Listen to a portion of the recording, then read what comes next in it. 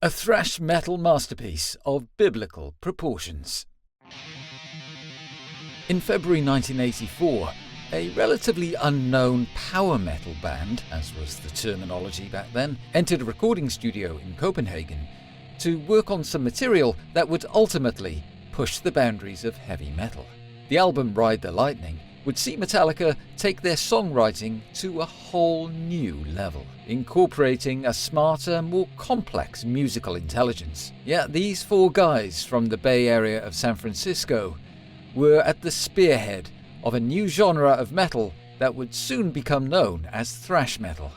The song Creeping Death was the only single off the Ride the Lightning album, and it would take all that is good about heavy metal and overload it with unrepentant ferocity.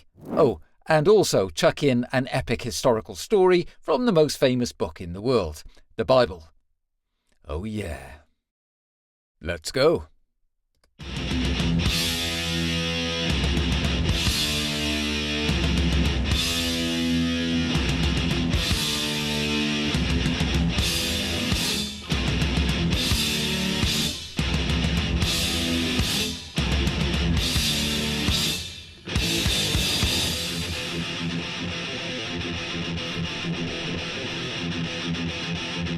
That's naughty.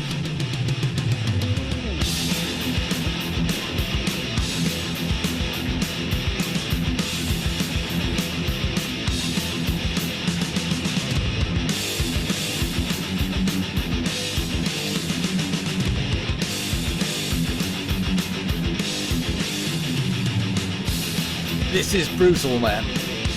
In your face, huh?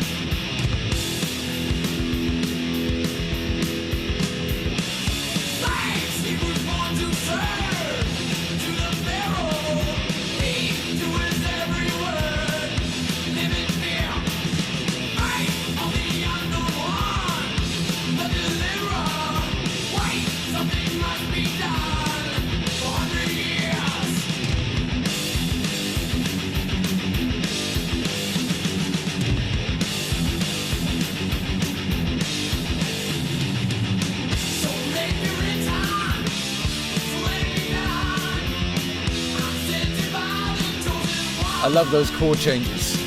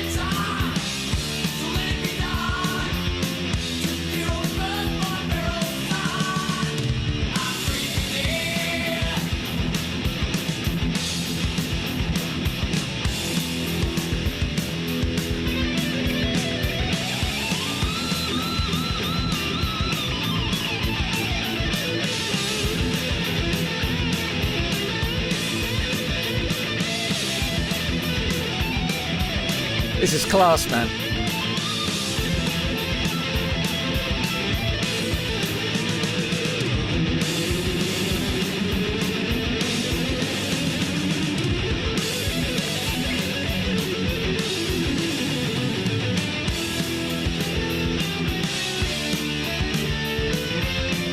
And they always manage to put in a melody as well, huh?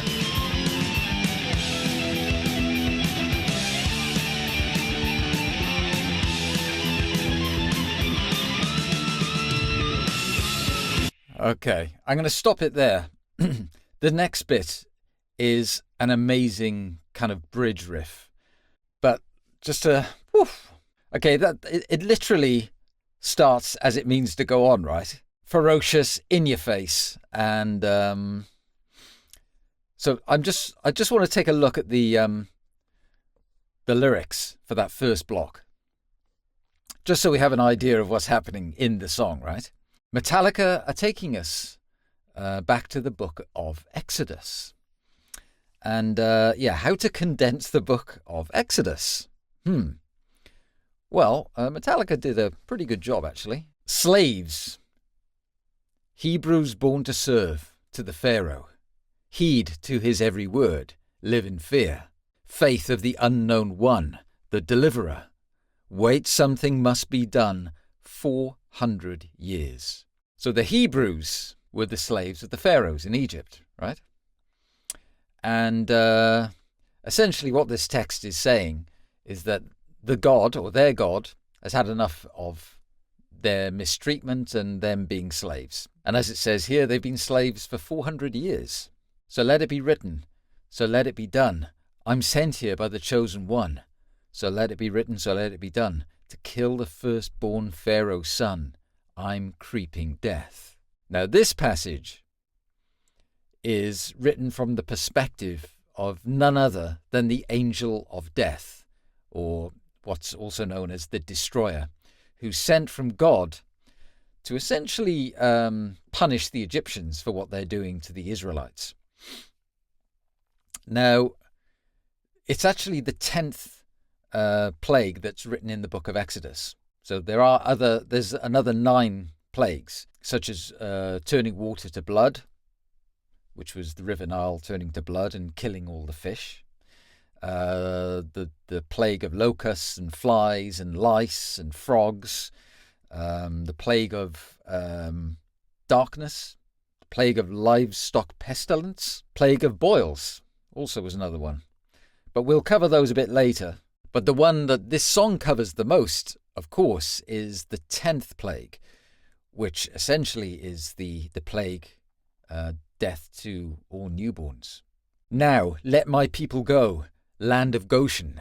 Now, the land of Goshen was a region of Egypt, which was, I think it was kind of northeast, east of the Nile, around there. And that's essentially where the majority of the Israelites were living at the time. Go, I will be with thee, bush of fire. So Moses is with his flock of, what are they, goats, sheep? I mean, flock. I immediately think of birds, actually, but they say it's a flock, right? And anyway, the bush is burning. The Lord speaks to him and basically tells Moses, you have to go to Egypt and you've got to go to the enslaved Israelites and take them to the promised land. Blood running red and strong down the Nile. So that's one of the plagues, which was turning water to blood, which killed all the fish. Plague, darkness 3 days long. Another plague, darkness for 3 days. That's essentially what it was. And then hail to fire. Now that was a plague which was basically hail and fire that came down from the heavens and destroyed the crops of the Egyptians. So basically what God is doing is punishing the Egyptians for what they're doing to the Israelites. And then we go back into the section written from the perspective of the destroyer. He's sent by the chosen one to kill the firstborn Pharaoh's son. I'm creeping death. And of course, we had a great Kirk Hammett solo, right?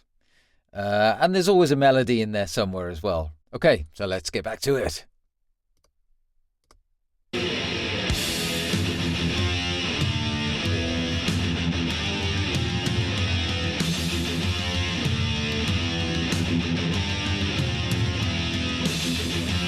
This sounds ominous and brutal and menacing, right?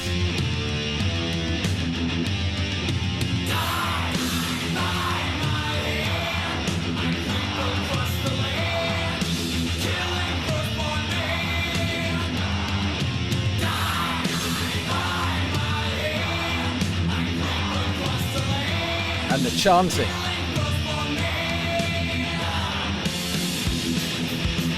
Back to that killer riff, man.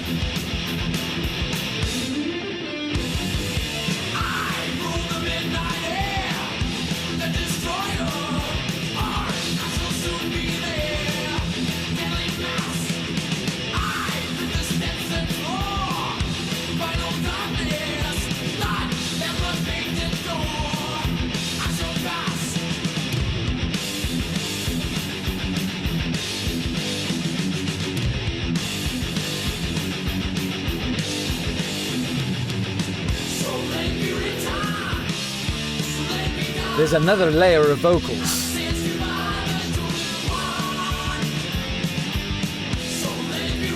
Like deep chanting.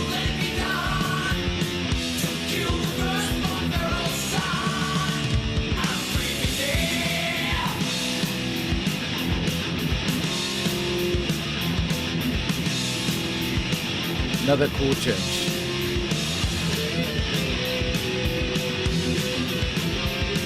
Yeah, the twin guitars.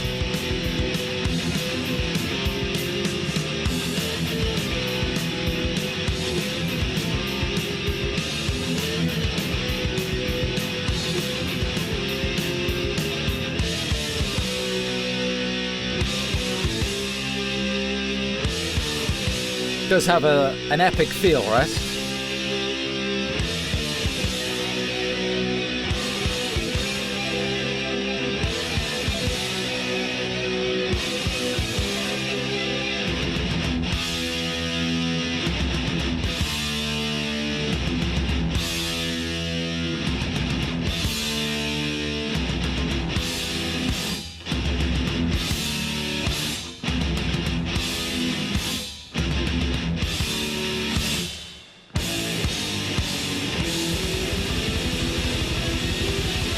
And a bit of Egyptian. Oh, what? Yeah, what a track, eh? I've got to say, that twin guitar at the end there, I reckon that's Metallica showing their influence, the new wave of British heavy metal, right? Has to be. And that classical lead part, straight after it, I'm thinking Diamond Head. And on the subject of Diamond Head, Metallica actually covered their best-known song, Am I Evil? And it was a B-side to Creeping Death. But for sure, you can just hear the influence, right? Coming in after that guitar solo part, you have this amazing, ominous-sounding bridge riff, right? And you also have that chanting, die, die, which goes in the background within the whole section. And basically, it's the destroyer. He's finally arrived to fulfill his task. And that's what they're trying to relay. You know, that's why it's it's very dark, right? He's going to kill every newborn, which is the most awful and horrendous thing, right? So that particular musical section kind of just reinforces the utter brutality of what the destroyer is about to undertake, you know? It's menacing and it's brutal. And you can kind of imagine this shadowy spectre, can't you? Kind of floating around Egypt. So the text, right? I rule the midnight air, the destroyer. Born I shall soon be there. Deadly mass. So this is from the perspective of the angel of death again, right? I creep the steps and floor, final darkness. Blood, lamb's blood painted door. I shall pass. I shall pass. Which is a reference to the Passover, no less. The reason why it says, I rule the midnight air, is that in Exodus it states that the angel of death, or destroyer, will come down across Egypt at that time. Where it says blood, lamb's blood painted door. Well, we know that God recruited Moses. So what Moses did was go to the Israelites and tell them, put lamb's blood above your door, and if you do that, the angel of death will pass over and will not go into your household looking for newborns, and then all the Israelite newborns will be safe. So that's what that particular line is referencing. And actually I found the translated version about the 10th plague, which is in Exodus 11, 4-6. And it states, about midnight I will go throughout Egypt. Every firstborn in Egypt will die, from the firstborn of Pharaoh, who sits on the throne, to the firstborn of the slave girl who is at her handmill, and all the firstborn of the cattle as well.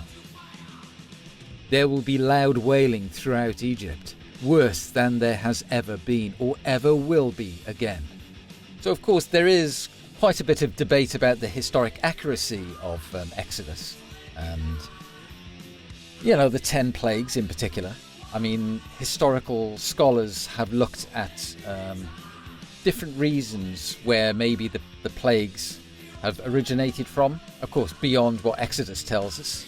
So the plague of boils could very well have been an outbreak of smallpox, for example.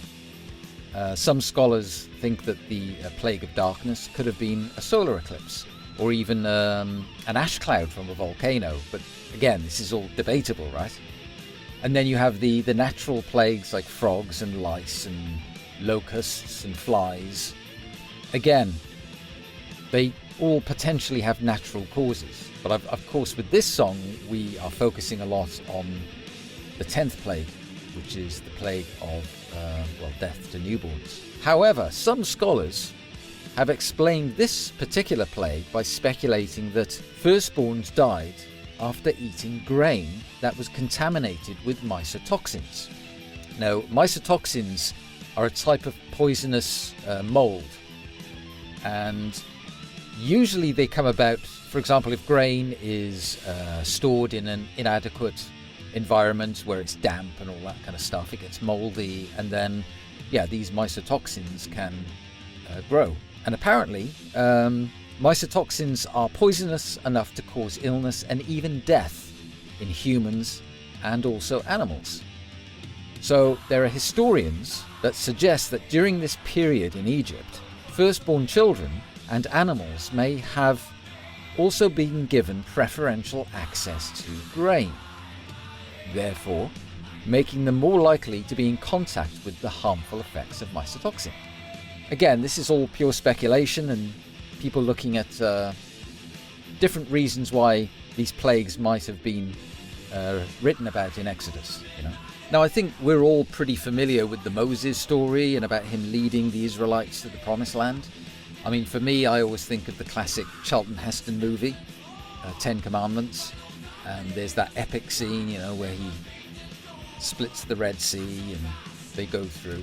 Well, apparently Metallica were inspired to use the story of this for the song after watching the 10 Commandments at Cliff Burton's house. But that's not the origin of the song, because by all accounts, Kirk Hammett had been playing around with this riff since 1978 or something like that, and he was only about 16 or 17 at the time. And he just, kept it. And anyway, he presented this amazing riff that we know, which is played literally from the beginning to the end of the song. And the guys from Metallica, they loved it. So they fleshed it out and they put in the story and they created the lyrics. And the result was this fantastic track, which has more than stood the test of time, right? It's signature Metallica. And this song and the whole of the Ride the Lightning album essentially was another platform for Metallica. It helped them on that trajectory of global success. And I suppose, with the vocals, James Hetfield's vocals on this album and the previous album were quite similar. He has that higher register, right? But when you get to Master of Puppets, you see a definite difference in the way that he's singing. But with this particular album, it's the music that has evolved. So this was a big step up from Kill 'Em All in terms of their songwriting and musical intelligence. It was just, they were taking it to another level, and that would of course continue. So it's just pure class, man.